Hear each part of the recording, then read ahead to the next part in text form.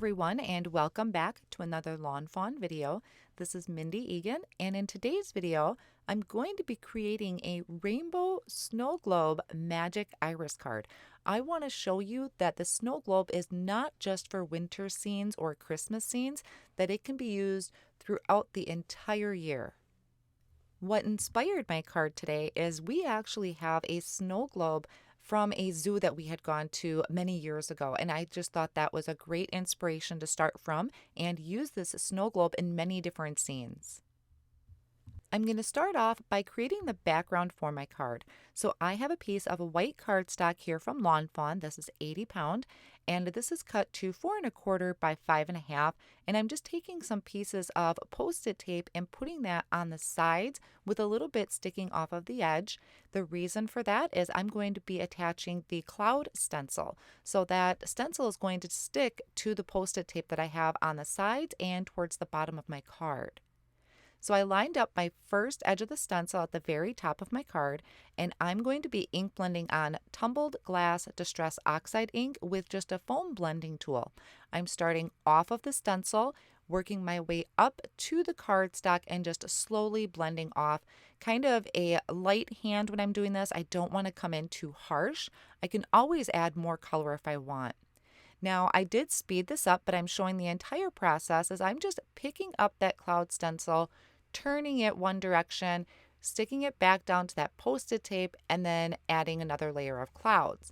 Now, what you saw me do there is I wiped off my stencil and flipped it over, so you can actually get 8 different edges off of this cloud stencil. Now, once I've kind of gotten to the bottom of the card where I can't really get another cloud in, I'm just going to add a little bit of that tumbled glass to the very bottom to kind of finish off the scene.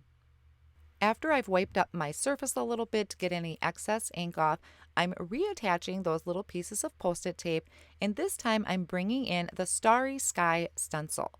So those strips of Post-it tape are going to hold my stencil down, and I am going to ink blend on a rainbow of color, and I'm using a variety of inks from Lawn Fawn, and once again just a foam blending tool. Starting at the top, I have bubblegum ink. So I start off of the stencil, so on my work surface, and blend onto the stencil, and I'm just going to blend down just a little ways. I want to try and fit as many of the rainbow colors as I can. Next, I have peach fuzz. I thought this made a really nice light orange, and I'm kind of blending into the pink a little bit. I want to have a nice seamless transition between the colors. The next color I have is sunflower.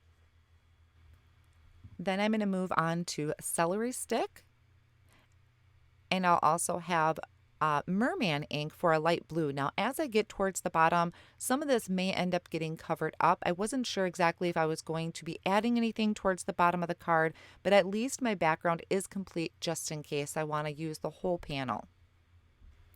Now I just have one image that I'll be coloring today, and this is this cute little unicorn laying down. This is from the Unicorn Picnic stamp set.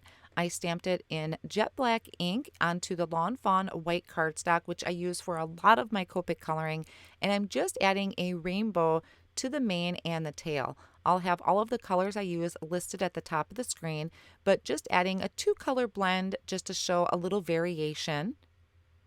And for the hooves, I'll be bringing in a W6, I believe it is, just to give a little bit of light gray to it. And for the body, I'm going to be using BV000 and BV0000. And that is a really, really light purple. I thought it was just a really cute color and kind of throwing in a little bit of the purple that I'm missing on a lot of my card. Then I'm holding down the coordinating die with Post-it tape and running that through the die cut machine.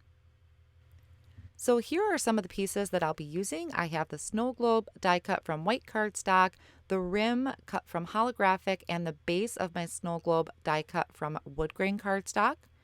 Then I also have the 3 sausage pieces, 2 full circles, and then 1 circle with those inserts die cut out of it. I have my 3 tabs, and then also a tab to actually move the slider open and shut. Now, my original plan for this card, I was going to just add a very light blue or even that tumbled glass to the edge of the snow globe. But then I had a quick, crazy idea, and I thought I would do rainbow colors going around the snow globe, kind of help it stand out from the background just a little bit.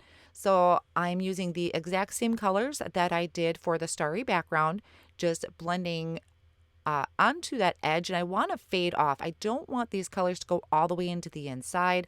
I want to keep that nice and light and white if I can. So just a real light hand. I'm using circular motions when I'm blending on my ink colors here. So I'm adding in that merman ink, and then I'm able to sneak in grape jelly, and that one I did work a little bit to blend into the blue, only because I really wanted that purple to show up since it's not on my card a lot here. So after this is ink blended and I kind of wiped up my surface to pick up any excess ink, I'm going to bring in walnut ink and just a small finger dauber and adding that to the edge of the base of my snow globe, fading off as I get towards the center. And then I can get my snow globe put together. So I'm adding the base to the bottom of my snow globe just using a tape runner. And then I'm going to take some liquid glue and add it to those 2 rim pieces that I die cut from the holographic cardstock. I thought the holographic just was, fit really well with the unicorn theme that I had going on. I can then work on the assembly of my magic iris. So I'll be taking the circle that has the notches cut out of it and the 3 sausage pieces, and I'm just going to slide those right into there, making sure it kind of forms that circle. Once I have those all lined up, I'll take the small glue dots and I'm going to place a glue dot over each X. Hard to see on camera, but there are little X's that were die cut into those sausage pieces.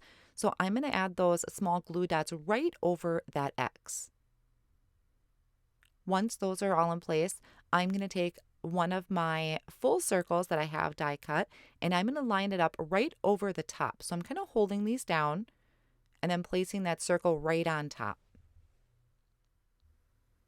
Then I'll flip this over and I'm going to take my tape runner and I'm going to add tape down so we can add our tabs to this.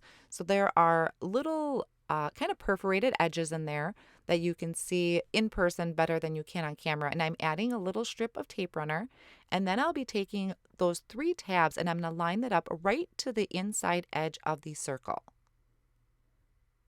So we have all 3 of these, and I left everything white just because most of my card has a lot of white in it. I didn't need to add much color. So after those tabs are added, I flipped this back over and I'm taking my main tab that's going to actually open and close our iris, lining that up with that inside circle and creating a little V there next to the tab. Then I can add tape runner to those pieces that are sticking out from the tabs. I'm going to bring in my circle, my last circle, and then I'll fold these tabs in. Now you don't want these too tight. You just kind of want to loosely fold those in so they're not going to be flush with that inner edge of the circle. Once those are all folded in, I will give this a test run, make sure that it does open and close smoothly because I don't want to go too much further if this isn't going to work. So I'm just giving that a test run. It works great, so we can work on adding this to the card. Now, one more quick thought I had with my snow globe is I thought of adding some just sparkle to this, some more sparkle. It's a unicorn card. It's got to have sparkle. So I brought out my Ganzi Tombi Starry colors, added a couple drops of water to just that sparkle white there, the first tray, mix that up, and then I'm just flicking this on with my paintbrush. So it's very subtle, but it does add a little bit of shimmer. And then I did help kind of speed up that drying process with my heat tool. And now I'm bringing this to my background. I have my magic iris mechanism underneath, kind of lined up where it's going to go to make sure that my tab doesn't stick out too far, lined up the magic iris or my snow globe, and then I can add tape runner all over the front of my magic iris piece. So placing that back on, I didn't glue that down yet. It's just kind of as a placeholder. And then I can attach my snow globe to the top. Now, one of the circles that I had die cut out earlier, the inside piece, I die cut it again with a stitched cloud, and I just placed that in the inside of my circle. My snow globe is still not attached. I'm just kind of getting my items inside the snow globe. and then I just added adhesive to my little unicorn and I'm tucking that in. So I like not having my snow globe attached yet because I can kind of rearrange and add things if I want. I did also stamp some clouds off screen. This is from the All the Clouds stamp set. So I didn't even color them. I just stamped them, die cut them, and then I'm adding a little one on each side, and I'll trim off the excess hanging off. Then I can bring this into my Misty stamping tool, and I'm going to stamp directly onto my background. So I'm using the black licorice ink, stamping the sending at the very top, and then I had die cut out a stitched cloud border that it's going to go on the bottom of my card, and I'm stamping the word sunshine on the bottom of that.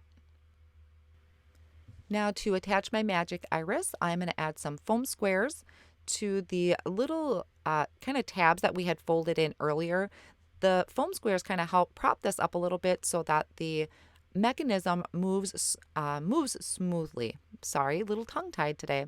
And then once I have those foam squares on there and I peeled off the backing, I can attach that right to my card front.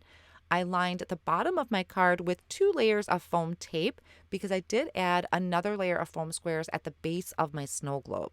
So I wanted everything to be flush, and you can kind of judge how much you need on there once you start putting your card together.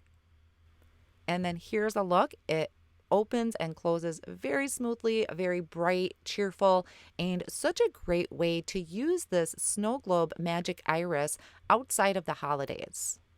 I hope you enjoyed today's inspiration. I want to thank you so much for joining me today, and I'll see you again soon.